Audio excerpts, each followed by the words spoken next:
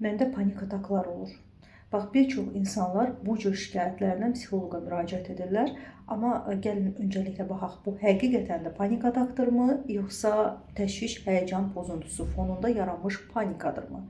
Çünki panik atak zamanı, yəni heç bir halda nəyəsə bağlı bir həyəcan prosesi baş vermir. Yəni sadəcə olaraq sizin özünüzü qəflətən pis hiss etməyiniz, yəni vəziyyətdən asılı olmayaraq və ən əsası da sinir sistemin çox həddindən artıq həssas olduğu bir məqamda bədəndə fizioloji olaraq da hiss olunur.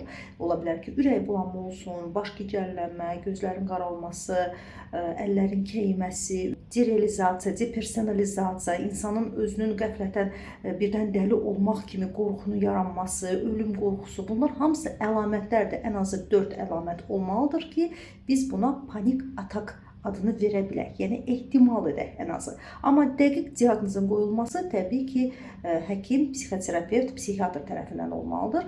Əgər vəziyyətə uyğun bir həyəcan keçirirsinizsə, bu sadəcə təşvişdir. Yox, əgər heç nəyə bağlı deyilsə və siz qəfil özünüzü bax bu əlamətləri hiss edərək daha da pis olursunuzsa, bəli, böyük ehtimalla sizdə panik atak problemi yaranıb.